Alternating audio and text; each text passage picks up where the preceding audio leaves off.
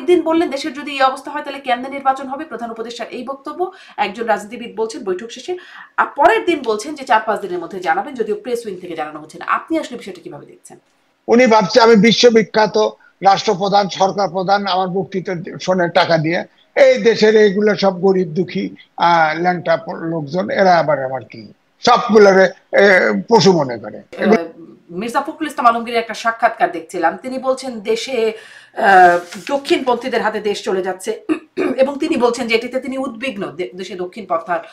এই কথাটি শেখ হাসিনা যখন ক্ষমতায় ছিলেন তখন দেশে বিদেশে এটি প্রচার করে তিনি তার ক্ষমতায় থাকাকে জাস্টিফাই করতেন যে তিনি। পাকিস্তানের যখন আইয়ুব খাঁ ক্ষমতায়, তখন এনএসএফ ছিল আইয়ুব খাঁর ছাত্র সংগঠন।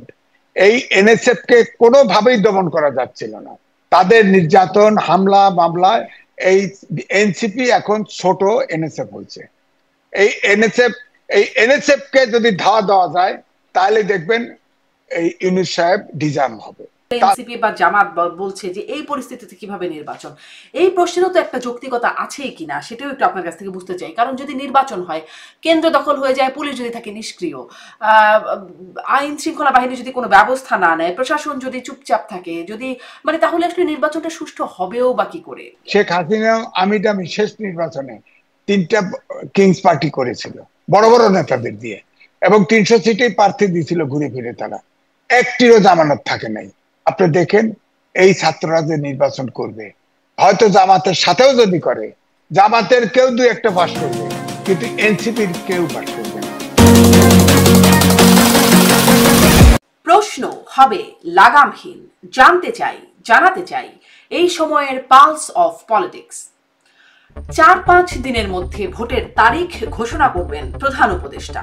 প্রধান উপদেষ্টার সাথে বৈঠক শেষে খোদ প্রধান উপদেষ্টার বরাত দিয়ে জানিয়েছেন জাতীয় পার্টি কাজী জাফর এর চেয়ারম্যান মোস্তফা জামাল। 1 বছরের মাথায় ভুয়া ভুয়া স্লোগান শুনে টানা 9 ঘন্টা অবরুদ্ধ থেকে তবে কি টনক নড়েছে সরকারের? কেন আইনের তোয়াক্কা না করে হরে দরে হত্যা মামলা দিয়ে গ্রেফতার করা হচ্ছে নেতা, অভিনেতা, সাংবাদিক থেকে শুরু করে সাবেক প্রধান বিচারপতিকে? প্রতিবাদ সত্ত্বেও ঢাকায় জাতিসংঘ মানবাধিকার কার্যালয় স্থাপন করা, যুক্তরাষ্ট্রের সাথে গোপন চুক্তি করা, এগুলোর যৌক্তিকতা নিয়ে সরকারের জবাবদিহিতা কোথায়? এসব নিয়ে আলোচনায় সপ্রধরা নিবেদিত পালস অফ পলিটিক্সে আমার আজকের অতিথি সিনিয়র সাংবাদিক এম এ আজিজ। জনাব এম এ আজিজ, আপনাকে স্বাগত জানাচ্ছি পালস অফ পলিটিক্সের আমার আজকের আয়োজনে। ধন্যবাদ। আপনার কাছে শুরু করতে চাই যেটি একদম সাম্প্রতিক যে খবরটি দেখলাম, প্রধান উপদেষ্টা বৈঠক করছেন রাজনৈতিক দলগুলোর সাথে, প্রথম তৃতীয় দফার বৈঠক হলো। সেখানে বৈঠকের পরে সাংবাদিকদের সামনে জাতীয় পার্টি কাজী জাফর তার চেয়ারম্যান মোস্তফা জামাল তিনি বললেন, প্রধান উপদেষ্টা ক্যাটেগরিক্যালি জানিয়েছেন 4-5 দিনের মধ্যে ভোটের তারিখ ঘোষণা করবেন প্রধান উপদেষ্টা। এই বক্তব্য তার কাছ থেকে আসলো বৈঠকের পর, যদিও আমরা প্রধান উপদেষ্টার দপ্তর বা প্রেস উইং থেকে এমন কোনো বক্তব্য পেলাম না। এটা একটা প্রশ্ন যে কেন পেলাম না, এরকম একটা গুরুত্বপূর্ণ কথা হয়ে গেল, প্রধান উপদেষ্টা দপ্তর থেকে কেন জানলাম না। আবার তার আগের দিনের যে বৈঠক, সেই বৈঠকে 13 দলের সাথে যে বৈঠকে, সেখানে সাদাত হোসেন সেলিম এলডিপি তিনি বলছেন যে প্রধান উপদেষ্টা বলেছেন দেশের যদি এই অবস্থা হয় তাহলে কেমনে নির্বাচন হবে। একটি টক শোতে তিনি বলছেন, মানে আগের দিন বললেন দেশের যদি এই অবস্থা হয় তাহলে কেমনে নির্বাচন হবে, প্রধান উপদেষ্টার এই বক্তব্য একজন রাজনীতিবিদ বলছেন বৈঠক শেষে। আর পরের দিন বলছেন যে 4-5 দিনের মধ্যে জানাবেন, যদিও প্রেস উইং থেকে জানানো হচ্ছে না। আপনি আসলে বিষয়টা কিভাবে দেখছেন? ধন্যবাদ আপনাকে। ডক্টর মোহাম্মদ ইউনূস কখনো কথা পরিষ্কার করে বলেন না। সেই লন্ডন বিএনপির ভারপ্রাপ্ত চেয়ারম্যানের সাথে কথা বলার থেকে শুরু করে সব কথায় তিনি অস্পষ্ট রেখে দেন। অর্থাৎ তিনি সরকারের প্রধান এরকম ভাবে আচরণ কখনো করেন না। ধরেন প্রথমে 4 দলকে ডেকে কথা বলেছেন। এই যখন মাইলস্টোন আপনার ডিজাস্টারটা ঘটলো, তখন সারা দেশে একটা উৎকণ্ঠা এবং নানান সংশয় দেখা দিল। উনি 4 দলকে ডাকলেন, সেখানে এনসিপি কেও ডেকেছেন। আপনি বলেন এনসিপি একটা নিবন্ধিত দল নয়, অথচ তাকেও ডেকেছেন। পরে 13 দলের বৈঠক করেছেন। সেখানে বৈঠকের শেষে আপনি যেটা বললেন, এলডিপির নেতা সাদাত হোসেন তিনি জিটিভির এক টকশোতে এসে বললেন যে তিনি আপনার পরিষ্কার ভাবে তিনি বলছেন যে এই অবস্থাতে কিভাবে নির্বাচন হবে। এদিকে গোপালগঞ্জে এনসিপির নেতা হান্নান মাসুদ তিনিও বলেছিলেন গোপালগঞ্জের ঘটনার পরে যে এই পরিস্থিতিতে কিভাবে নির্বাচন হবে। তারপরে মার্চে এনসিপির প্রধান নাহিদ ইসলাম রয়টার্সকে এক সাক্ষাৎকার দিয়ে বলছেন এই পরিস্থিতির নির্বাচন কিভাবে হবে। পাটগ্রামে থানার থেকে আসামি ছিনতাই করে নেওয়ার পরে জামাতের আমির বলেছিলেন এই অবস্থায় কি করে নির্বাচন হবে। অর্থাৎ জনশ্রুতি আছে যে ডক্টর মোহাম্মদ ইউনূসের যেসব দলের সাথে নেক নজর আছে, অর্থাৎ তার সম্পর্ক আছে, সেই সব দলগুলি একই ভাষায় কথা বলল। হঠাৎ করে আজকে 14 দলের বৈঠকে তিনি কিন্তু কথা বলেছেন যে পতিত রাষ্ট্র ষড়যন্ত্র করে নির্বাচনের ষড়যন্ত্র করছে, সবাইকে ঐক্যবদ্ধভাবে এটা মোকাবেলা করতে হবে। কিন্তু দেখা গেল যে পিপলস পার্টি জাফর জাফর তার চেয়ারম্যান মোস্তফা জামাল হায়দার তিনি বললেন যে 4-5 দিনের ভিতরে নির্বাচনের তারিখ ঘোষণা করা হবে। এটা কিন্তু আমি এই এতগুলো ঘটনার পরে এটা আবার কিন্তু পুরো কথা স্পষ্ট হয় নাই। কারণ এটা তো ডক্টর মোহাম্মদ ইউনূসের বরাদ্দেই কথাটা হতে পারতো, যে তিনি বলেছেন, তিনি কিন্তু বলেন নাই। এটা হায়দার সাহেব, তিনি মোস্তফা জামাল হায়দার, তিনি মনে করেছেন হয়তো যে আমরা তো শুনি নাই, ওই মিটিং এ তো আমরা ছিলাম না, অন্য কেউ তো বলে নাই। তিনি বললেন 4-5 দিনের ভিতরে আপনার নির্বাচনের ডেট হবে। কিন্তু তিনি তবে কিন্তু আমি এটাও বলেছেন, মোস্তফা জামাল কিন্তু এটা বলেছেন যে প্রধান উপদেষ্টা ক্যাটেগরিক্যালি জানিয়েছেন, তিনি আবার রিপিট করে বলছেন ক্যাটেগরিক্যালি জানিয়েছেন যে 4-5 দিনের মধ্যে হ্যাঁ ভোটের তারিখ ঘোষণা হবে। হ্যাঁ তিনি তিনি একজন ধরেন বর্ষিয়ান নেতা, আমরা তার কথাকে অবিশ্বাস করি না। তবে আমি কিন্তু টেলিফোন করে বিএনপির একজন বড় নেতাকে জিজ্ঞেস করেছি যে আসলে কি সত্য 4-5 দিনের ভিতরে নির্বাচন তারিখ ঘোষণা হচ্ছে। কয় না, ডেট ঘোষণা হবে, তবে মনে হয় যে আর কয়েকদিন দেরিতে হবে, এই কথাই তিনি বললেন।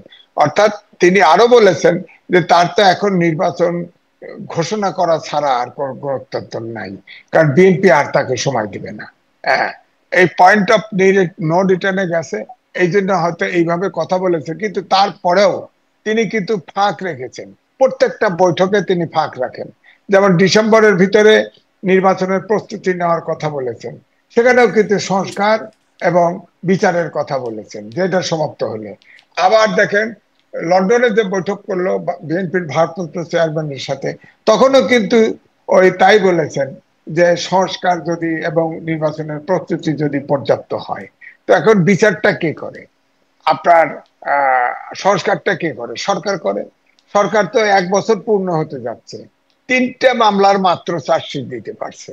তা আমার তো মনে হয় যে এরপরে হাইকোর্টে যাবে, সুপ্রিম কোর্টে যাবে, এটা আপিল হবে। আপনি দেখেন অন্তত পক্ষে একটা রায় ফাইনাল হতে হতে অন্তত 15 বছর সময় লাগবে।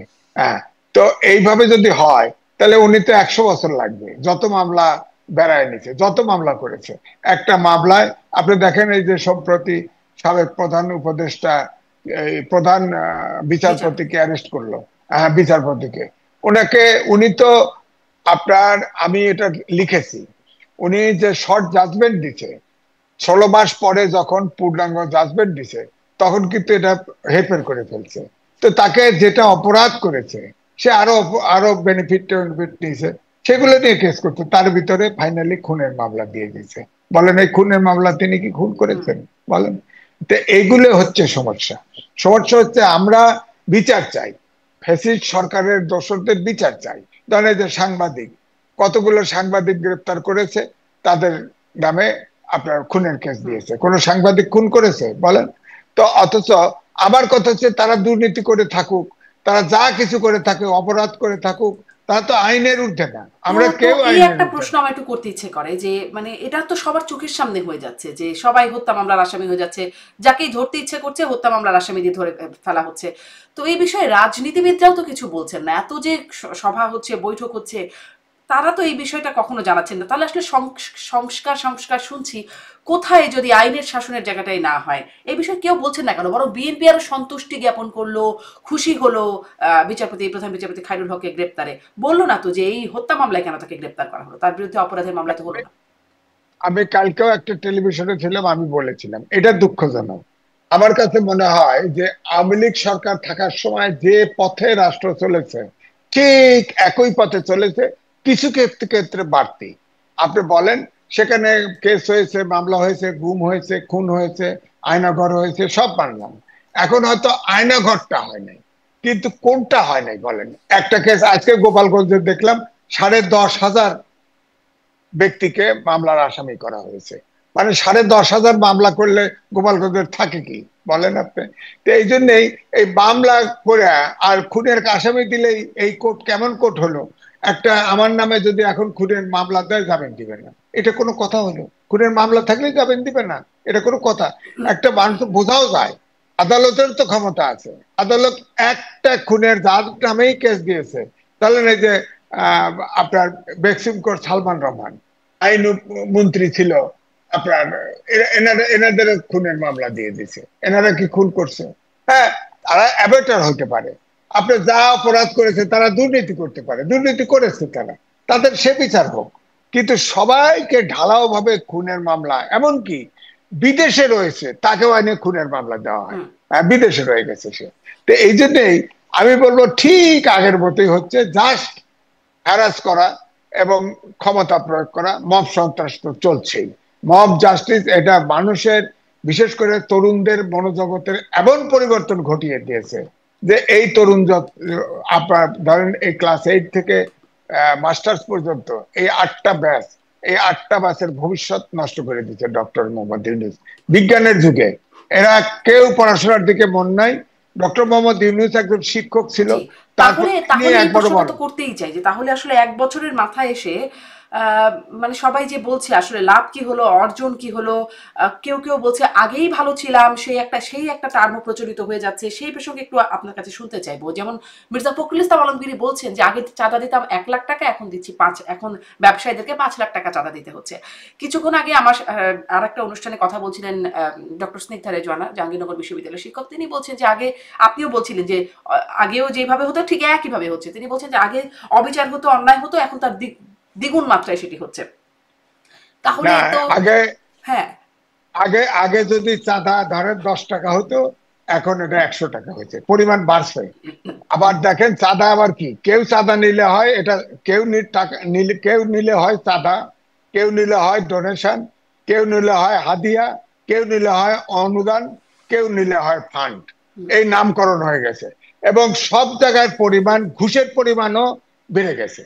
এখন নাকি সবাই ঘুষ নেওয়ার সময় বলে এখন ঘুষ নেওয়া খুব কঠিন, বেশি দেওয়া লাগবে। সব জায়গায় বেশি। এবং সবাই চাঁদাবাজিতে একদম ধরেন পুরা বাংলাদেশ চাঁদাবাজিতে ছেয়ে গেছে। সব, সবাই, অনেকে এসে দোষ চাপায়, অমকে চাঁদাবাজি করে, অমক পার্টি চাঁদাবাজি করে। চাঁদাবাজি কিন্তু সবাই করতেছে, হাতিয়া এলাও করতেছে, আবার ফান্ড এলাও করতেছে, ডোনেশন এলাও করতেছে, সবাই চাঁদা। এবং চাঁদার যদি বড় অঙ্কের বাল্ক পরিমাণ চাঁদার কথা বলেন, তাহলে এনসিপির নেতারা বড় অঙ্কের চাঁদা নিচ্ছে এখন।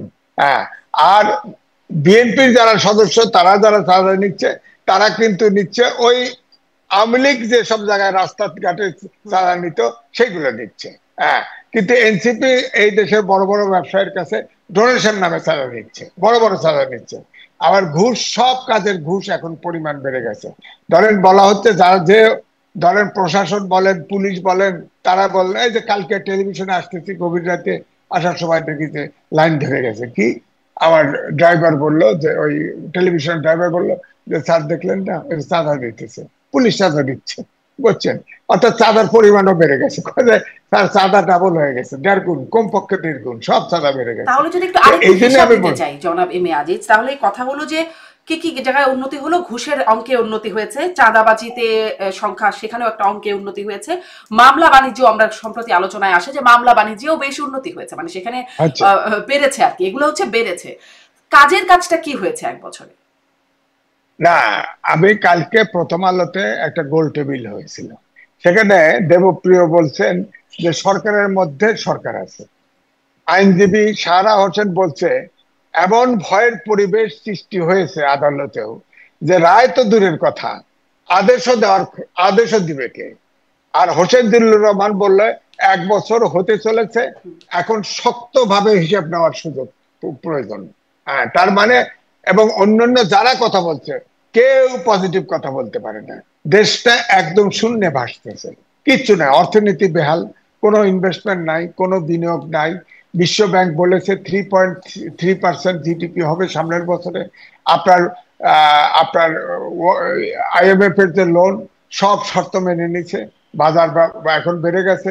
তারপরে আপনার দেখেন আমেরিকার সাথে সব দেশ, আপনার দেখেন ভারত বলেন, ইন্দোনেশিয়া বলেন, ভিয়েতনাম বলেন, সবাই উপরে ট্যাক্স বসাইছিল, সব ট্যাক্স কমাইছে, কেউ 15% করছে, কেউ 20% করছে, আমাদেরটা 35% করছে। এইটাকে কমাইতে পারে নাই। থার্ড দরবার আবার করবে, ওভার টেলিফোন, জুমে করবে।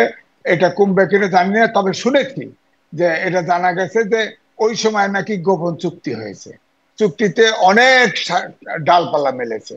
কেউ বলছে, অনেক সময় সন্দেহ করা হচ্ছে যে চীনের বিনিয়োগ যেহেতু এখন বেশি এসে গেছে, চীনের সম্পর্ক বেশি, সুতরাং কেন চীনের এত বিনিয়োগ বেশি হবে, এটা কাট করতে হবে। দুই হলো আমাদের, তাদের আমেরিকা থেকে ইম্পোর্ট বাড়াইতে হবে আমাদের। এটা এই জন্য ইতিমধ্যে আপনার গম ইম্পোর্ট করে ফেলছে বাংলাদেশ। হ্যাঁ, তারপরে আপনার দেখেন হয়তো গোপনে অনেকে মনে করে যে ধরেন নিউ মারিন কন্টেইনার, এটা নিয়ে আলোচনা হচ্ছিল, করিডোর নিয়ে আলোচনা হচ্ছিল, এটার জন্য এগ্রিমেন্ট হয়ে গেছে কিনা সন্দেহ। আবার ফের দেখেন জাতিসংঘের মানবাধিকার কমিশনের অফিস এখানে করে দিছে, সেখানে অনেকগুলো অবশ্য প্ল্যান করা আছে যে কি কি কাজ করতে পারবে, করবে না। কিন্তু ধরেন মানবাধিকার কমিশনের কাছে আমাদের এখানে সংগঠন আছে, সমকামীরা যায় অফিসে দাঁড়ায় গেল যে আমাদের রাইট নাই, আমাদের কেউ স্বীকৃতি দেয় না। তো মানবাধিকার কমিশন বলতে পক্ষে, এবং মানবাধিকার কমিশনের যে প্রধান হয়ে আসতেছেন সেও নাকি সমকামী। বলেন বাংলাদেশের কালচারে এটা চলে? সে তো দাবি করবে এখন তো সমকামী, তাহলে উন্মুক্ত করে দিবেন, তার মানে সেক্স উন্মুক্ত করে দিবেন, সেক্সুয়াল ইয়া উন্মুক্ত। এখন মানবাধিকার কমিশন যদি বলে চিটাগাং হিল ট্যাক্স থেকে আর্মি প্রত্যাহার করে দেন, ওরা ওখানে হিলের লোকজন আসে আপনার মানবাধিকার কমিশনের অফিসের সামনে আসলো, আমাদের রাইট নাই, আর্মি মেরে ফেলে, এই করে সেই করে, এইটা নাই সেইটা নাই। হ্যাঁ, তো তাহলে তো আপনার ওখানেও মানবাধিকার কমিশন করবে যে এখানে মানবাধিকার লঙ্ঘিত হচ্ছে। আবার এটার উল্টো দিকেও ভালো হচ্ছে যে হয়তো মানবাধিকার কমিশনকে এই জন্যই আনা হয়েছে যে ডক্টর মোহাম্মদ ইউনূস যা করবে তার বৈধতা ওরা ঘোষণা করবে যে ঠিক আছে ঠিক আছে। কিন্তু এখন যদি ইলেকশন সত্যি সত্যি হয়ে যায় তাহলে তো ওনার এই সুযোগ থাকলো না।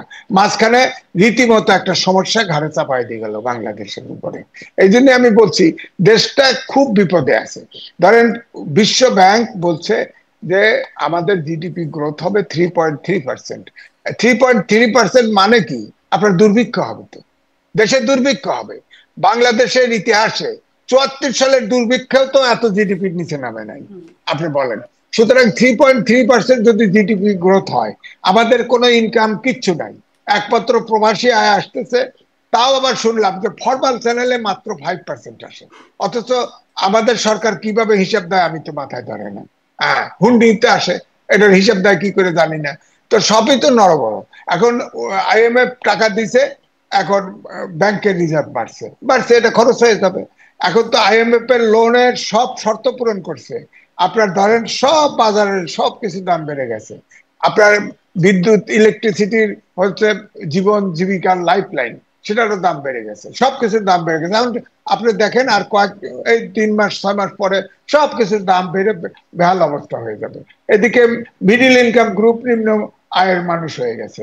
আপনি তো আমেরিকায় আছেন, নিশ্চিন্তে আছেন, আমাদের বড় কষ্ট, খাওয়ারও কষ্ট হবে, থাকা তো দূরের কথা, খাওয়া নেই, জীবন বাঁচানো নেই, কষ্ট। তাহলে এই কি জন্য দেশের অবস্থা খুব খারাপ। খুব খারাপ বলছেন? তাহলে মানে তখন এই যদি আপনাদের মানে পর্যালোচনা হয় তাহলে তো মানুষের মধ্যে যেটি আহ, আরেকটি অনুষ্ঠানে মোস্তফা ফিরোজ বলছিলেন, এর আগেও বিভিন্ন সময় তিনি বলেছেন যে মানুষ ভাববে আগেই ভালো ছিলাম।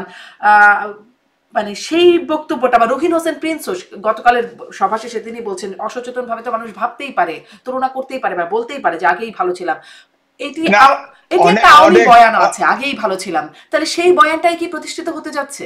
না না, বয়ান বয়ান না, বয়ানের অর্থ কিন্তু বানানো, একটা জিনিস চালু করা। সাধারণ লোক, রিক্সা চালক, ভ্যান গাড়ি চালক, যারা যারা খুবই অল্প আয়ের লোক, তারা তো এখন আপনি ধরেন আমি তো সহজে রিক্সায় উঠি না, পয়সা দিতে হয় বেশি, উঠি না। তো ওদের তো ইনকাম কমে গেছে। তারপরে আপনার একটা রিক্সা, এখন সব রিক্সা ব্যাটারি চালিত হয়ে গেছে। তো যে যারা মালিক, এই রিক্সার মালিক, তারা তো আপনার ওই আপনার ব্যাটারিতে চার্জ দেয় রাখে, ওখানে তো কম পয়সা দেয়, আন্ডারস্ট্যান্ডিং করে কম পয়সা দেয়। কিন্তু রিক্সা চালকের, বেবি ট্যাক্সি চালকের, মোটরসাইকেল চালকের, তাদের কিন্তু জমা দ্বিগুণ হয়ে গেছে। হ্যাঁ, তো সুতরাং সে দিবে কোথায়? সে তো বলে যে তার হলো পেটের ক্ষুধা, সে বলে যে আগেই তো আয় বেশি হতো, তো আগেই ভালো ছিল, এরকম বলে তো। বলে না তা না, বলে তো, এটা সত্যই বলে, অনেকে, জি অনেকেই বলে। জি, তো আগেই সুতরাং ভালো ছিল, তাহলে এটি এটি এখন যদি এটি সত্য বয়ান। আর একটি বয়ানের কথাও মির্জা ফখরুল ইসলাম আলমগীরের একটা সাক্ষাৎকার দেখছিলাম, তিনি বলছেন দেশে দক্ষিণপন্থীদের হাতে দেশ চলে যাচ্ছে এবং তিনি বলছেন যে এটিতে তিনি উদ্বিগ্ন, দেশে দক্ষিণপন্থার। এই কথাটি শেখ হাসিনা যখন ক্ষমতায় ছিলেন তখন দেশে বিদেশে এটি প্রচার করে তিনি তার ক্ষমতায় থাকাকে জাস্টিফাই করতেন, যে তিনি যদি ক্ষমতা ছাড়েন তাহলে দেশে উগ্রবাদ এর বিস্তার ঘটবে, দক্ষিণপন্থীদের হাতে চলে যাবে। এখন তো এই কথা বলছিলেন, এটিও কি একটা বাস্তবতা? মানে এটা এটা বাস্তবতা। কারণ আপনি খেয়াল করে দেখেন, ঐক্যমত্য কমিশনের বৈঠক চলছিল, সেখানে হুম, অনেক প্রোগ্রেস হচ্ছিল।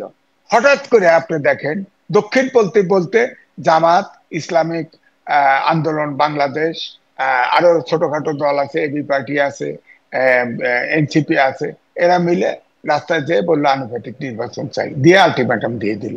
তো এবং তারা কিন্তু দেখা গেছে যে তারা যা দাবি করে ডক্টর ইউনূসের সরকার তাই মানে। যেমন ধরেন, আওয়ামী লীগের যে অ্যাক্টিভিটিস স্থগিত করা হলো, তিনি বলেছিলেন, ডক্টর মোহাম্মদ ইউনূস বলেছিলেন, আমাদের কোনো দলকে নিষিদ্ধ করার কোনো পরিকল্পনা নাই। অথচ দেখা গেল যে রাস্তায় নামলে 144 ধারা আপনার ডক্টর মোহাম্মদ ইউনূসের বাড়ির চারপাশে দেওয়া ছিল। এটা ব্রেক করে তারা আসলো এবং 1 ঘন্টার আলটিমেটাম দিল, দাবি মানা হয়ে গেল, এক্সিকিউটিভ অর্ডারে বন্ধ করে দিল। তার মানে ওটার থেকেই মনে হয় আবার ঠান্ডা পানি টানি দিয়ে তাদের আরামও দেওয়া হলো। তো সুতরাং এতে মনে হয় যে এই দলগুলি যা বলে, দাবি করে, সেইগুলো তিনি বরাবরই মানছেন, এরা দাবি করলেই মানছেন। তাহলে এই কি জন্য তাহলে কথা কি উঠেছে। জনাব আজিজ, তাহলে কি এই যেমন ধরেন আপনি বলছেন আওয়ামী লীগকে নিষিদ্ধ করবো না, এরকম একটা অবস্থান থাকলেও বা কোনো দলকে নিষিদ্ধ করার ইচ্ছা নেই এরকম অবস্থান থাকলেও সেই অবস্থান থেকে সরে এসে দাবির প্রেক্ষিতে মেনে নিলেন, যেটি আপনিও বললেন। আরো যেটি আমরা শুনেছিলাম সরকারের কাছ থেকে যে 30 কার্য দিবসের মধ্যে জুলাই সনদ হবে, কিন্তু সেটিও বেমালুম, সেটি আর হলো না, বা হতে দেওয়া হলো না। যাই হোক, এখন বলছেন যে 4-5 দিনের মধ্যে নির্বাচনের তারিখ ঘোষণা করা হবে, সেটিও কি আর সরকার আস্তে আস্তে ভুলে যাবে বা চাপের মুখে সেখান থেকেও সরে না, যাবে না? শোনেন, বেশ কয়েকবার যখন দেশটা আউলা যায়, তখন কিন্তু দলগুলোকে ডাকে, হুম, ডাকে দেশকে, দেশের জনগণকে এবং বিশ্বকে বুঝায় যে ওই জুলাই গণ অভ্যুত্থানের সব দল একতাবদ্ধ আছে। এবারেও যে এটা একটু ফেজ ওয়াইজ ডাকছে, 3 বারে ডাকছে, এটাও যে এটা হবে না, এটা কিন্তু নিশ্চয়তা নেই। কারণ তিনি যে কখন নির্বাচন দিবেন, কয় তারিখে নির্বাচন দিবেন, আমি মুসলমান হিসেবে বলতে পারি আল্লাহ জানে, আর উনি নিজে জানে, আর কেউ জানে না।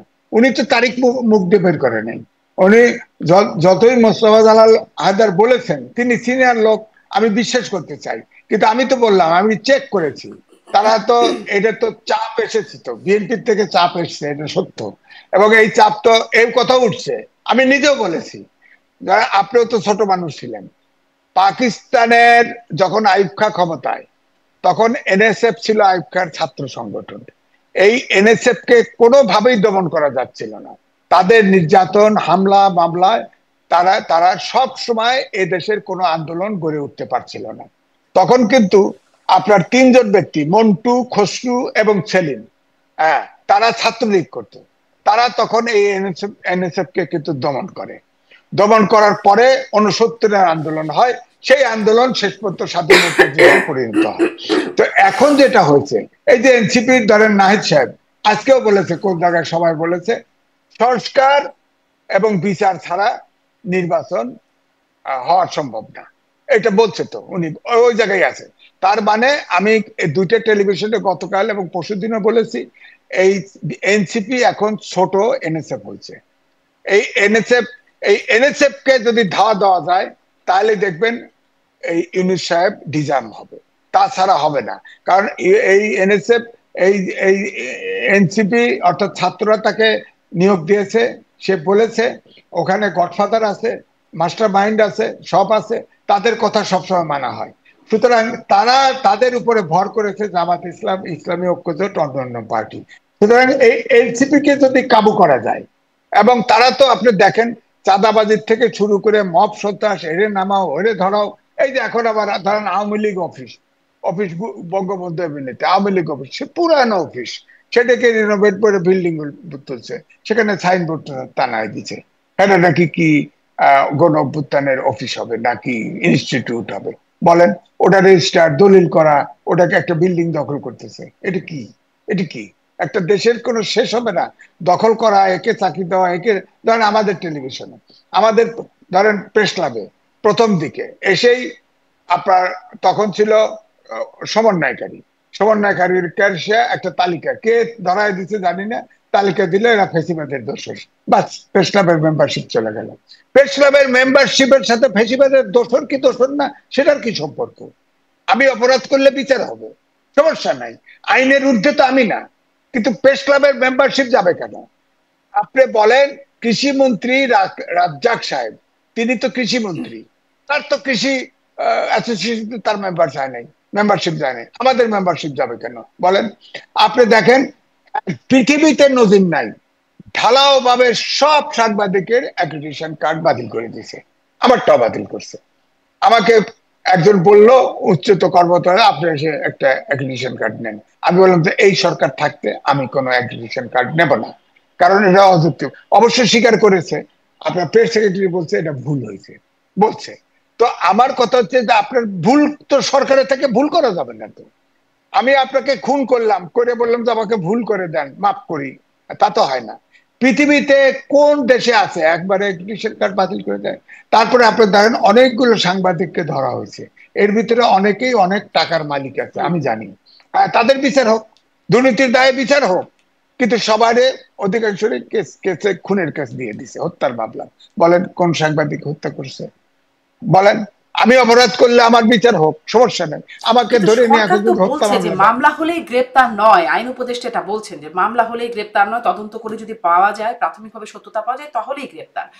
তাহলে বলছে যা, তাহলে হচ্ছে না কেন? নাকি এটা সরকারের নিয়ন্ত্রণের বাইরে, নাকি সরকার চাইছেই না? না, এই জন্যই তো বলা হয় দেবপ্রিয়র ভাষায় সরকারের ভিতরে সরকার আছে, সরকারের ভিতরে সরকার আছে। আইনও করে ফেলছে যে 24 ঘন্টার ভিতরে যাকে গ্রেপ্তার করা হবে তার পরিবারকে জানাইতে হবে, এবং প্রাইমারি তদন্ত করে দোষী হলে তাকে গ্রেপ্তার করা হবে। কিন্তু এটা কার্যকরী হচ্ছে না, এটা তো আমাদের অথচ আইন সংবিধানে এই বলা, সরকার এটা তো করছে। আমাদের সংবিধানেই বলা হ্যাঁ, আছে। সংবিধানে আছে, পুলিশ আইনেও আছে যে আপনি সিভিল ড্রেসে কাউকে গ্রেপ্তার করতে পারবেন না, গভীর রাতে গ্রেপ্তার করতে পারবেন না, অনেক নিয়ম আছে, কিছুই মানে না। অর্থাৎ আওয়ামী লীগের সময়, ফেসিবাদের সময় যা ঘটছে ঠিক একই জিনিস অনুকরণ করা হচ্ছে, একটুও পার্থক্য নেই। অথচ দেশটা স্ট্রিম লাইনে আসতে পারে নাই, প্রশাসন ঠিক নাই, পুলিশ ঠিক নাই, কোনো কিছু ঠিক নাই, কোনো একটি সেক্টর ঠিক নাই, দেশটা একদম একদম বিকল হয়ে গেছে। এবং আপনি, আমি অর্থনীতিবিদ না, আমার কথা শুনে রাখেন, 26 সালে দেশে দুর্ভিক্ষ হচ্ছে, এবং এই দুর্ভিক্ষ যদি ঠেকানো না যায় এই রাষ্ট্র ফেল স্টেটের দিকে যাবে, আপনি মনে রাখেন। আমি বলে দিচ্ছি, আমি আমি দেবপ্রিয়র মতো ভট্টাচার্যের মতো অর্থনীতিবিদ না, কিন্তু আমার অভিজ্ঞতা বলে, কারণ আমার জন্ম হচ্ছে 54-এ, সুতরাং আমি চোখে দেখেছি সবকিছু। আপনার থিওরি দিয়ে বললে তো আমি বিশ্বাস করবো না, আমি যেটা চোখে দেখেছি, আমি মুক্তিযুদ্ধ করেছি, আমার আকাঙ্ক্ষা আছে এই দেশ কিভাবে চলবে, এটার আকাঙ্ক্ষা আমারও আছে। 71 সালে যে আকাঙ্ক্ষা নিয়ে মুক্তিযুদ্ধ করেছি সেটা আজ পর্যন্ত বাস্তবায়ন হয়নি, জি, খুবই সুতরাং ভয়ঙ্কর আমি একটা কথা আশঙ্কা বলবোই। বা পূর্বাভাসের কথা আপনি বলবেন, 26 সালে দুর্ভিক্ষ হবে। নিঃসন্দেহে খুবই ভয়ঙ্কর বিষয়টি। আপনিও বলছেন, মানে দেবপ্রিয় ভট্টাচার্যকে বারবার রেফার করছেন সরকারের ভেতরে সরকার আছে, এই প্রশ্নটা কয়েকদিন ধরেই খুবই উত্থাপিত হচ্ছে, আপনার কাছে একটু করতে চাই, কারা সেই সরকারের ভেতরে সরকার? আর সরকারের ভিতরে ধরেন, এই যে ধরেন আপনার জামাত ইসলাম আছে, এনসিপি আছে, এদের নেতা, এনসিপির নেতার 2টা মন্ত্রী আছে না, এখন উপদেষ্টা আছে না, তারা তাদের মাধ্যমে জামাত ইসলাম তাদের ভিতরে হয়তো খেলে। হ্যাঁ, এবং এই 2 ছেলে যদি স্বীকার না করলে তো দেখেন না, সজীব ভুইয়া, সে সিদ্ধান্ত দেয়, সবকিছুতে সিদ্ধান্ত নেয় আপনার একেটা, অথচ তার ব্যাপারে কত বদনাম, এগুলোর কোনো বিচার নাই, কোনো কোনো সমস্যা ইয়ে নাই।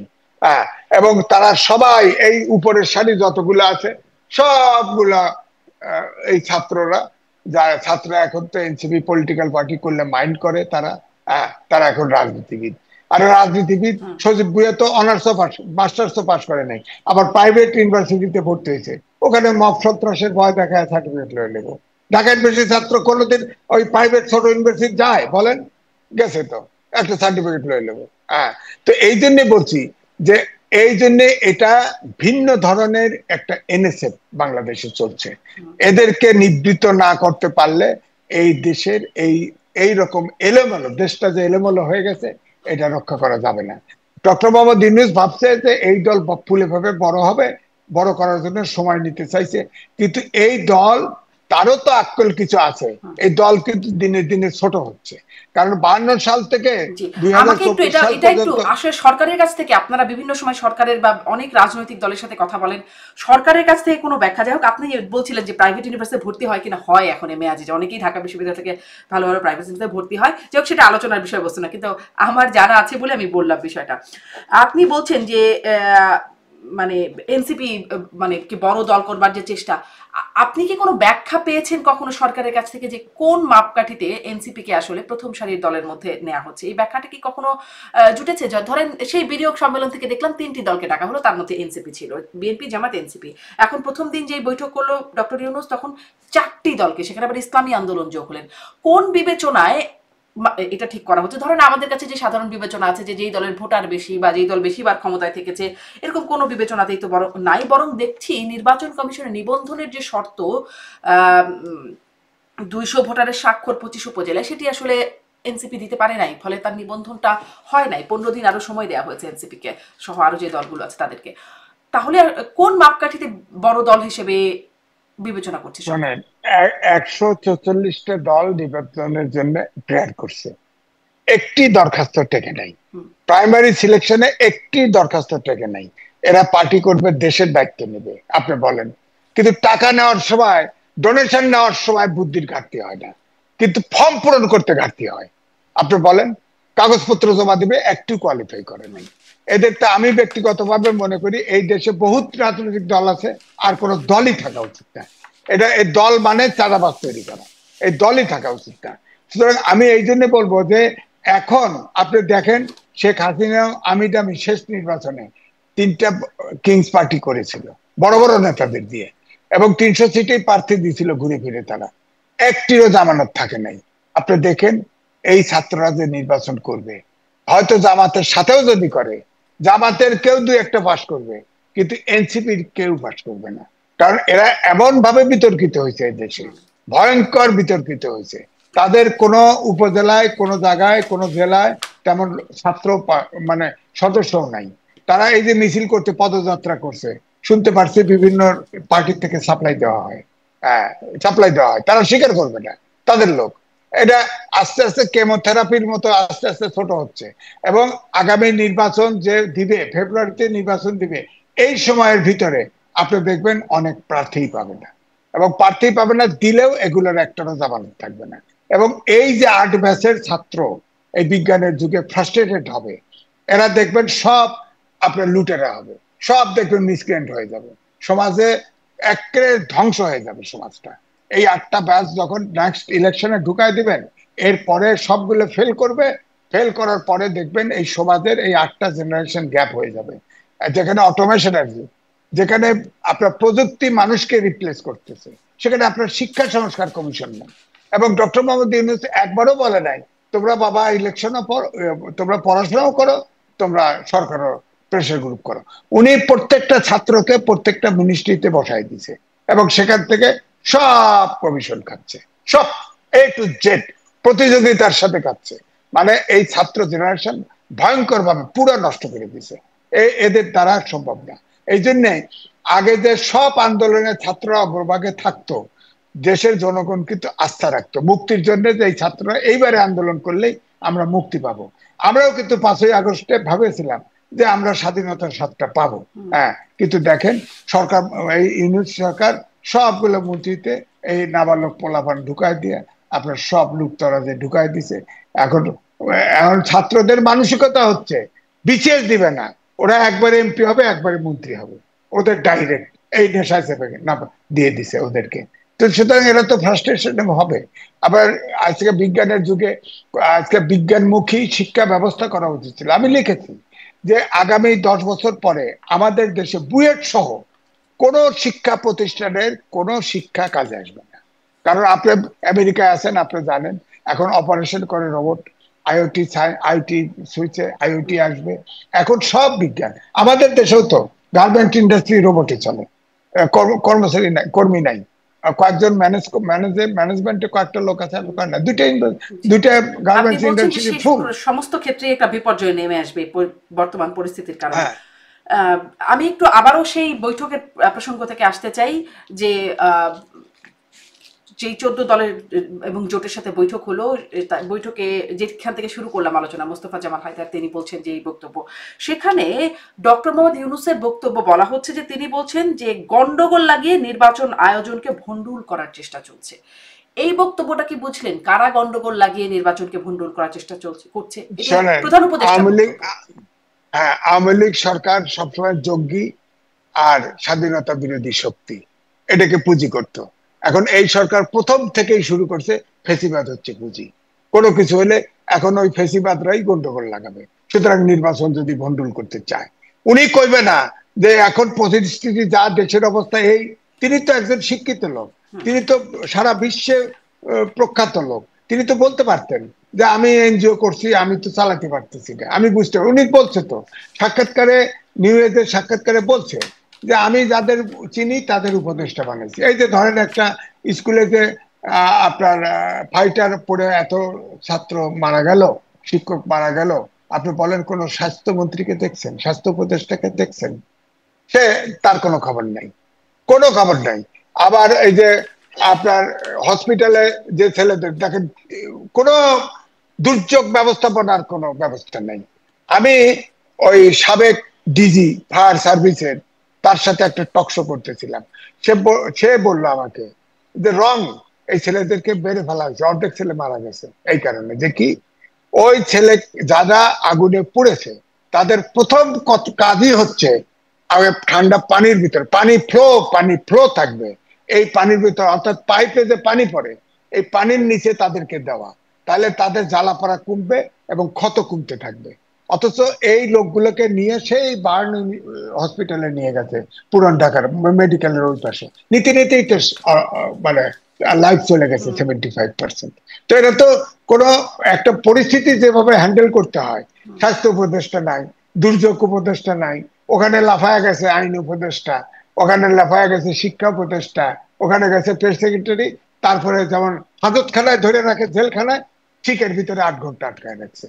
হ্যাঁ, আর ওই ছাত্ররা ছুটে আইছে, আইসে পরীক্ষা পিছানোর কথা কইছে, যা সেক্রেটারির ভিতরে ঢুকে গেছে। বলেন, ছাত্ররা থেকে আগে আগে একবার ছোট প্রথম দিকে সচিবালয়ে ঢুকে অটোপাস নিয়ে গেছে। এবারে আপনি বলেন, শিক্ষা উপদেষ্টা রিজাইন করলো না, 2টা সেক্রেটারিকে সরাই দিল।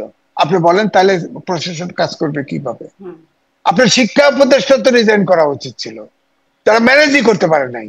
এতগুলো শিশু সন্তান মারা গেছে, ম্যানেজ করতে পারে নাই তারা। এখন খালি সংখ্যা গুনতেছে, সংখ্যাও আগে দিতে পারে নাই। আমি জানি একটা টেলিভিশনে মারা যাওয়ার হয়তো সেটি শিক্ষা উপদেষ্টাকে করতে পারতেন, কিন্তু শিক্ষা উপদেষ্টা এই যে বললেন যে শিক্ষা সচিব আসলে তাকে তিনি বলেছিলেন কিন্তু শিক্ষা সচিব করতে দেন নাই, তাহলে শিক্ষা উপদেষ্টা আসলে কতটা কার্যকর উপদেষ্টা? তিনি অবশ্য পরে আবার বলছেন যে তিনি পদত্যাগ করবেন না স্বেচ্ছায়, কারণ তিনি তার দায়িত্বে কোনো ব্যত্যয় দেখেন নাই। ওই তো হোসেন মোহাম্মদ এরশাদের সময় যোগাযোগ মন্ত্রী ছিল, আমি নাম বলছি না, তিনি একজন পত্রিকার মালিক, তিনি যোগাযোগ মন্ত্রী ছিল। তো ভারতে একটা বড় দুর্ঘটনা হয়েছিল রেলওয়ে, তো মন্ত্রী দায় নিয়ে রিজাইন করছে। তো আমাদের মন্ত্রী সাহেবকে জিজ্ঞেস করছিল যে আপনি কি এরকম ভারতের যে অ্যাক্সিডেন্ট করছিল মন্ত্রী রিজাইন করছে, আপনার দায় নিয়ে রিজাইন করবেন কিনা? তার উত্তর ছিল, আমি কি ট্রেন চালাইছি? তো উনি তো আগুন লাগায় নাই, সুতরাং ওর তো দায় নাই। উনি শিক্ষা উপদেষ্টা আছে, উনি শিক্ষকতা জীবনে করেন নাই। হ্যাঁ, উনি শিক্ষা উপদেষ্টা। আপনার স্বাস্থ্য উপদেষ্টা বানাইছে, গ্রামীণ ব্যাংকের চেয়ারম্যান বানায় রাখছিল, উনি এখন অসুস্থ নারী। এবং নিউ এজের ইন্টারভিউ দিয়ে ডক্টর মোহাম্মদ ইউনূস সরবনে বলেছিল, আমি যাদেরকে চিনি তাদেরকে উপদেষ্টা বানাইছি। পরের দিকে উনি দেশে বিদেশে যত বিদেশি নাগরিক আছে তাদের এমনি ঢুকাইছেন। এটা তো একটা আন্তর্জাতিক সরকার হয়ে গেছে, দেশি সরকার নাইছে। এর ভিতরে 17 জন আছে বিদেশি নাগরিক বলা হচ্ছে এবং ভাই ব্রাদার প্রবাসী। কোটায় আসলে আসছেন উপদেষ্টারা। হ্যাঁ, ভাই ব্রাদার কোটা তো আছে, তো প্রেস প্রেস উইং এও আছে, ভাই ব্রাদার কোটা আছে। হ্যাঁ, সুতরাং উনার নিজস্ব লোক, উনি দেখবেন অধিকাংশ চিটাগাংয়ের লোক আছে, আর উনি গ্রামীণ ব্যাংক কেন্দ্রিক বা উনার এনজিও লাইনের লোকজন সব উপদেষ্টা বানায় দিয়েছে। হ্যাঁ, আর কয়েকটা লোক দিছে আগে ছিল, ওই যে ধরেন আপনার বাংলাদেশ ব্যাংকের গভর্নর আছে, আর অর্থ উপদেষ্টা আছে। এই দুটো লোক খালি আমার কাছে মনে জি। হয় বাইরে এখন যে আপনি কোনো আসলে কি কারণে মনে করেন পছন্দ। এই যে পরিস্থিতি এতক্ষণ ধরে বিশ্লেষণ করছেন, ধরেন এই প্রেস সচিব যিনি মব বলেছিলেন মব, আসলে সেটিকে তিনি প্রেশার গ্রুপ বলতে প্রেফার করছেন। এখন তিনি আর সহ বাকি উপদেষ্টারা 9 ঘন্টা আটকে থাকলেন। তারপরে ধরেন 1 বছর আগে ছাত্ররা আন্দোলনরত ছাত্ররা তখন তৎকালীন ক্ষমতাসীনদেরকে ভুয়া ভুয়া বলে স্লোগান দিয়েছিলেন। এখন বর্তমানে যারা আসলে আন্দোলনের ফলে ক্ষমতায় এসে বসলেন তাদেরকে দেখে ভুয়া ভুয়া স্লোগান দিচ্ছেন। সরকার আসলে কিছু বার্তা কি নিচ্ছে এখান থেকে বা পাচ্ছে? মানবো না, ডক্টর মোহাম্মদ ইউনূস তো কথা বলে না। ওই যে তার প্রিয় ছাত্র ছিল আপনার ওই মাহমুদুর রহমান মান্না, তিনি, ওনার সাথে একটা টেলিভিশনে ছিলাম, উনি বলতেছে যে উনি বক্তৃতা শোনে কিন্তু প্রশ্ন করলে মিটি মিটি হাসে, উত্তর দেয় না। বলেন একটা সরকার প্রধান, আসলে উনি সরকার চালানোর যোগ্যতা নাই। উনি এনজিও চালাতে পারে, কিন্তু উনি সরকার চালাতে লেজে কবরে করে ফেলছে। উনি এখন ইলেকশন, যেটা আকারে ইঙ্গিতে যায় বোঝা যায়, উনি ইলেকশন ধরে বাণিজ্য সহকারে কেটে পড়ুক, কারণ ওনার চারণ ক্ষেত্র সারা বিশ্ব। আমার কাছে আগেও বলেছি, কালকেও বলেছি, ওনার সারা বিশ্ব চারণ ক্ষেত্র। এই বিশ্বের ভিতরে 54,000 বর্গ মাইল ধ্বংস হয়ে গেলে ওনার কিছু আসে যায় না, কিন্তু আমরা কিন্তু ধ্বংসের দ্বার প্রান্তে আছি। আমার মনে হয় আর কাল বিলম্ব করে না করে উনি ইলেকশন দিয়ে উনি চলে যাক। ওনার স্বীকার করা উচিত উনি সরকার চালাতে পারছে না, দেশ চালাতে পারছে দেখা না। যাক 4-5 উনি দিনের যে মধ্যে টিম আসলে দিছে। ভোটের হ্যাঁ, বিষয়টা আসে কিনা। আর একটা বিষয় একটু আলোচনায় আনি, যে সীমান্ত হ্যাঁ, হত্যা। সীমান্ত হত্যা আমরা দেখে, মানে গত সরকারের আমলে এটা একটা খুব বাজে রকমের আলোচনার জায়গা ছিল, যে আমরা সবসময় আলোচনা করতাম সীমান্ত হত্যায় সরকার এর ভূমিকা যথাযথ না, সেটি নিয়ে সমালোচনা ছিল। এখন এই সরকারের আমলেও এই যে 2 জন বাংলাদেশিকে হত্যা করলো বিএসএফ, সরকারের কাছ থেকে খুব প্রতিক্রিয়া বা প্রতিবাদ আপনি লক্ষ্য করলেন? বিবিসি বলছে যে গত 11 মাসে 34 জন হত্যার শিকার হয়েছে। উন্নতি কি হলো? না, উন্নতি কিছু হয় নাই। প্রথম দিকে আপনার ডক্টর মোহাম্মদ ইউনূস, তিনি পলিটিশিয়ান না, তিনি আগে শিক্ষক ছিলেন, পরে এনজিও করছেন। তিনি ওই 7 সিস্টার নিয়ে কি কথা বলে একটা ভেজাল লাগাই দিল, এই যে রিলেশন খারাপ হয়ে গেল ভারতের সাথে। এখন ভারতের কাছে আপনি দেখেন, ভারতের পার্লামেন্টারি পার্টির সিদ্ধান্ত নিয়ে আহ, শেখ হাসিনাকে আশ্রয় দিয়েছে। যতদিন পর্যন্ত শেখ হাসিনা এবং আওয়ামী লীগের নেতারা ভারতে থাকবে, ততক্ষণ পর্যন্ত আমাদের সাথে সুসম্পর্ক হবে না, এটা আমার ধারণা। দুই, এই যে বর্ডার কিলিং এবং পুশিন হচ্ছে, বাংলায় কথা বললেই বাংলাদেশে পাঠায় দিচ্ছে। আপনি বলেন তো, পুশিন আপনি দেখেন, আমরা প্রেসার দিতে পারছি না। ওই যে প্রথমে লম্বা প্রতিবাদ করছে প্রথম দিকে, এখন আর প্রতিবাদও করে না, জানে এই সরকার জেনে ফেলছে যে তাদের সক্ষমতার বাইরে। তো এখন আপনি বলেন, একটা গরু আসে 300 কিলোমিটার ভারতের ভিতর থেকে, তখন চোখে দেখে না বিএসএফ, আইন শৃঙ্খলা বাহিনীর চোখে দেখে না? বর্ডারের কাছে আসলেই কয় গরু চোর, গুলি করে মেরে ফেলে। চীনের সাথে আপনার বর্ডার চুক্তি আছে যে 1 কিলোমিটারের ভিতরে কোনো লেথাল ওয়েপন ব্যবহার করা যাবে না। হ্যাঁ, তো তখন করছে কি, চীন কুম্ফু কারাত জানে এরকম সোলজার পাঠাই দিছে। ওই যে লাদাখ সীমান্তে ঝগড়া হয়েছে, বাস গুলি খরচ করে নাই, সব নিয়ে নিয়ে বরফের ভিতরে ঢুকেছে, ঢুকায় ইন্ডিয়ান আর্মি মেরে ফেলছে। আমরা তো সেই ক্ষমতা অর্জন করি নাই যে আমরা ইন্ডিয়ান বিএসএফ মেরে ফেলবো। আমাদের হচ্ছে কি, বর্ডারে আমার যে রাইট, সেই রাইটের নেগোসিয়েশনটাও রাখতে হবে।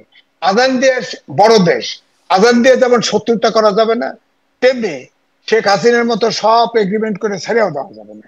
আমাদের চেক অ্যান্ড ব্যালেন্সের মধ্যে থাকতে হবে। কিন্তু এই ডক্টর মোহাম্মদ ইউনূস এসে প্রথমেই এই সরকারের সাথে একদম পুরা কিছু কথাই 7 সিস্টার নিয়ে কথা বলে, যে তাদেরও তো 7 সিস্টার আছে, অর্থাৎ ইনডাইরেক্টলি বলা যে ওখানে অস্থিরতা আমরা তৈরি করব। তাদের ভারতের কিন্তু সেভেন সিস্টার তাদের সাংঘাতিক স্টেক, কারণ ওই দেশ এমন অবস্থায় আছে যে ওখানে যদি সন্ত্রাস হয়, আমাদের এখানে অনুচ্ছেটিয়া ছিল না, অনুচ্ছেটিয়াকে হ্যান্ড ওভার করলো তো, তা আমাদের দেশে শেল্টার হয়েছে, ওরা আমাদের হিল ট্যাক্সে সবসময় ঝামেলা করতো, আমাদের এখান থেকেও যা যা ভারতে করতো। তো এই জন্য ওরা ওই সেভেন সিস্টারের নিরাপত্তা চায়।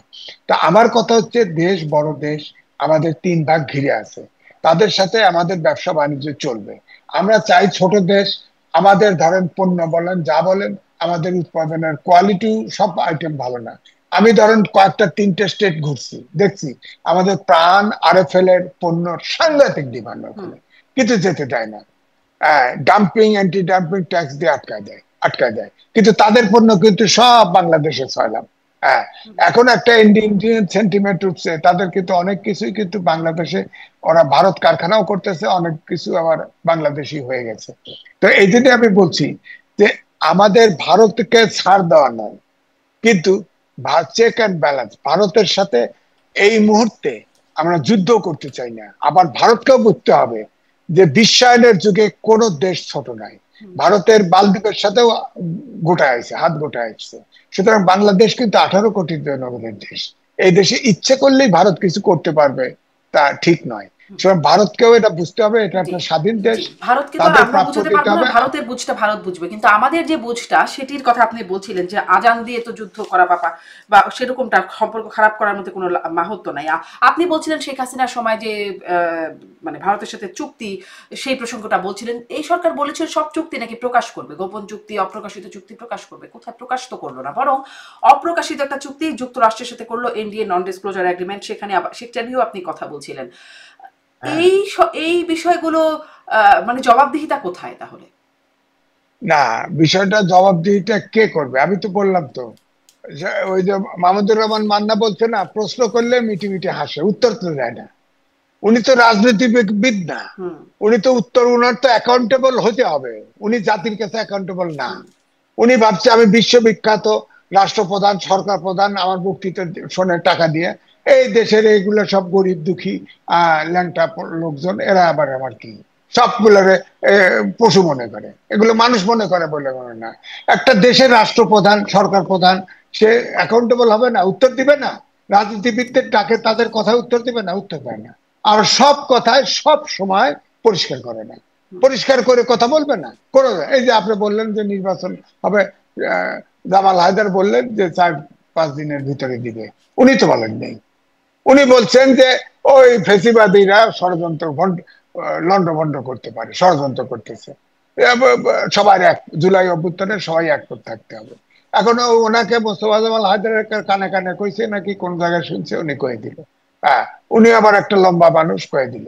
বলতে পারতো যে ইউনিট সরকার এইরকম বলছে, তার ভাষাটা বলতে পারতো, তা না বলে উনি 4-5 দিন ডেট দিয়ে দিল, মনে হলো উনি সরকারি লোক।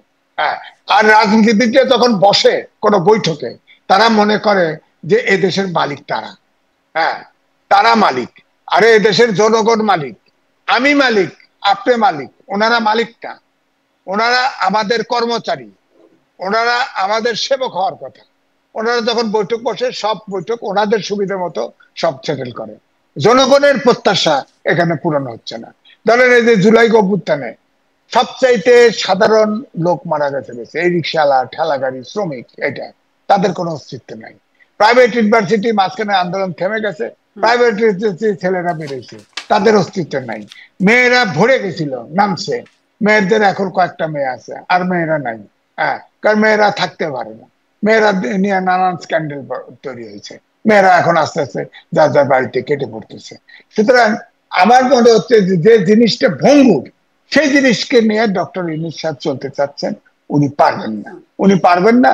এইটা বোধহয় কিঞ্চিত উপলব্ধি করেছেন, আমার বিশ্বাস তিনি দিবেন।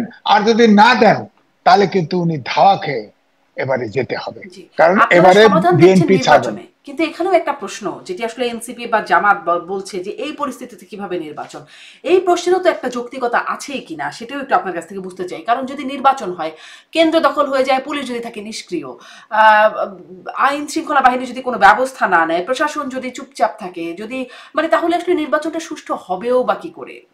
যে ঘটনা না, যেরকম দেখছি। জি জি। না, ঠিক আছে, আপনার ধারণা ঠিক আছে। বিষয়টা হলো যে স্টেক হোল্ডার সবার তো সহযোগিতা লাগবে, তাই না? আপনার, কিন্তু আমি স্টেক বলেন হোল্ডারদের তো এক এক ভারতে, জায়গায় এক এক রকম স্বার্থ, সরকারের ভিতরে সরকারের মধ্যে স্টেক হোল্ডারদের তো এক একজনের এক এক রকম স্বার্থ আছে, ব্যক্তি স্বার্থ আছে, হ্যাঁ, ছোট গোষ্ঠী স্বার্থ আমি আছে, বড় গোষ্ঠী স্বার্থ আছে। আমি আমি এটাই বলছি। আপনার ইলেকশন কমিশনের নিজস্ব রিটার্নিং অফিসারের জন্য অফিসার আছে। আপনার ভারতে 1 মাস ব্যাপী ইলেকশন হয়। আপনি এখানে ভাগ করেন না, এক ডিভিশন না করেন, 2 ডিভিশন করে একবারে ইলেকশন করেন। আর্মির আপনার ম্যাজিস্ট্রেসি পাওয়ার দেওয়া আছে, আর্মি নিয়োগ করেন। আবার যেটা বলা হয় ফেসিবাদের দোষর, এগুলো বাদ দেন। 25টা ক্যাডার, আপনার সব প্রশাসন ক্যাডারের উপর নির্ভর করছে এই সরকার। আরো এর বাইরে 25টা শিক্ষিত লোকের ক্যাডার আছে, হ্যাঁ, সেখানে নাই। আপনি ধরেন ডিসি বানাইছে, ডিসি সব 64 ডিস্ট্রিক্ট ডিসি বসাই দিছে, হুম। মিনিস্ট্রিতে আছে আমলা, সব প্রশাসন ক্যাডারের। 25টা ক্যাডার বাইরে রয়েছে। বলা হচ্ছে যে ফেসিবাদের প্রশাসন ক্যাডারের নাকি সব ফেসিবাদের দোষর, হ্যাঁ, আওয়ামী লীগের দোষর। তারা তো হয়তো তাদের সরকারি চাকরি করে ভয় হোক, প্রফেশনের জন্য হোক, চাকরি বাঁচানোর জন্য হোক করতে পারে। কিন্তু আপনি যদি হয় তাহলে আর 25টা ক্যাডার তো বাইরে ছিল, সেখান থেকে নিয়ে আপনি ডিসি হতে আইনস্টাইন হতে হয় নাকি? 7 দিনের ট্রেনিং দিলে হতো তো। আপনার 6 মাসের ট্রেনিং দিয়ে আর্মি অফিসার বানাচ্ছে না কমিশনে, আপনি বানাতেন। আপনার পুলিশে যদি লোক কম ছিল, বুঝলাম, পুলিশের লোক কম, আপনার পুলিশের লোক আপনি আনসার বিডিপি কিন্তু আছে তেমনটি তো সেখান হচ্ছে না, থেকে। মানে এই প্রস্তাবগুলো আপনি দিচ্ছেন, এই প্রস্তাবগুলো রাজনৈতিক দলগুলো সেভাবে আর দিচ্ছে না, বা এইভাবে এরকমটা হচ্ছে না। তাহলে যেরকম এটা বাস্তবতা, তাতে আমার প্রশ্নটা এখানে যে তাহলে এইরকম অবস্থায় আসলে সুষ্ঠু একটা নির্বাচনও বা কিভাবে সম্ভব? যেমন কিছুদিন আগে রাজশাহীতে হাসনাত আবদুল্লাহ তিনি বলছেন যে চিপায় পড়ে ডিসিএসপিরা তাদের সাথে ভালো ব্যবহার করছেন। তো চিপায় পড়ে ডিসিএসপিরা কি করে বসবেন নির্বাচনের সময়, বা নিষ্ক্রিয় পুলিশ প্রশাসন মনোবলহীন ভাবে যখন কাজ করছে, তাহলে নির্বাচনটাকে সুষ্ঠু করবে কি করে এই সরকার? না, এবং সেখানে আবার নির্বাচন, নিরপেক্ষতার প্রশ্ন আপনারা তোলেন। জি। না, আমি বলছি শোনেন, আমি আগের গতানুগতিক সিস্টেমের বাইরে আসতে হবে। ধরেন আমার কথা বলি, আমি রিপোর্টার্স ইউনিটি, আমি ইলেকশন কমিশনার, সেখানে 2,500 সদস্য, হ্যাঁ, এবং সবগুলো রিপোর্টার, সিনিয়র জুনিয়র, কোনো সমস্যা হয় না। মানে তো আপনি যদি অপরাধ ইলেকশন পরিচালনায় যদি অনিয়ম না করেন, কেন মানবে না? এরা শিক্ষিত গোষ্ঠী, মানে তো, মানে তো। আপনি তো সাংবাদিক, আপনি তো জানেন একটা রিপোর্টারদের অবস্থা কি, মানে তো। তা এখন ধরেন আপনি যদি একজন পেশাজীবী, আপনার রিটার্নিং অফিসার 64টা লাগবে, আপনার আছে অলরেডি 30টা অফিসার আছে, আর 34টা আপনি ভাগ করে নেন, দেশটারে ভাগ করে নেন, 4 ভাগ করেন, 3 ভাগ করেন, করে আপনার রিটার্নিং ইলেকশন কমিশনের রিটার্নিং দিয়ে অফিসার দিয়ে ইলেকশন করেন। ডিসি আনেন না, হয়ে গেল। ডিসি আনেন না। আর আপনার আর্মি দেখলে বাংলাদেশের লোক এখনো ভয় পায়, আর্মির সিপাহীদেরকে এনে বসায় রাখেন, বসায় রাখেন, সাথে কিছু আনসার দেন। হ্যাঁ, ইলেকশন হবে না কেন? আর ইলেকশন হবে না কেন? নিরপেক্ষ নির্বাচন হবে না কেন? হবে, সম্ভব, সম্ভব। কিন্তু সরকারের পক্ষ থেকে এরকম শয়তানি করা যাবে না, যে চালাকি করা, এই চালাকি করা যাবে না। সরকার যদি চায় নিরপেক্ষ নির্বাচন করব, ইলেকশন কমিশনকে যদি সহযোগিতা করে, এবং ইলেকশন কমিশন যদি আপনার এই প্রশাসনের বাইরেও কিছু চিন্তা করে, তাহলে ইলেকশন করা সম্ভব। এবং এই সারা দেশে 64টা জেলায় একসাথে নির্বাচন করলে এটা ম্যানেজেবল হবে না, ম্যানেজ করতে পারবে না। এই জন্য ভাগ করে করুক, এটা সম্ভব, জি। সম্ভব। আমি মনে করি এটা সম্ভব। জি, অনেকগুলো যদি আছে, এতগুলো যদি একসাথে মেলে কিনা এটা একটা প্রশ্ন। আর এই সম্ভাবনাগুলো, যেটা প্রস্তাবগুলো আপনি দিচ্ছেন, রাজনৈতিক দলের পক্ষ থেকে সেরকম প্রস্তাবনা যায় কিনা, মানে সরকারকে বিবেচনা করতে হলে তো প্রস্তাবনাটাও যেতে হবে, সেটিও আসলে দেখার বিষয়। অনেক ধন্যবাদ জানাব এম এ আজিজ, অনেকক্ষণ কথা বললাম। নিশ্চয়ই সামনেও কথা হবে। 4-5 দিনের মধ্যে সরকার নির্বাচনের তারিখ ঘোষণা করে কিনা সেটি দেখে নিশ্চয়ই আরো পর্যালোচনা করার সুযোগ থাকবে। অনেক ধন্যবাদ যুক্ত হবার জন্য। ধন্যবাদ দর্শক এতক্ষণ সাথে থাকার হ্যাঁ, জন্য। ধন্যবাদ। ভালো থাকেন, থাকবেন। জি।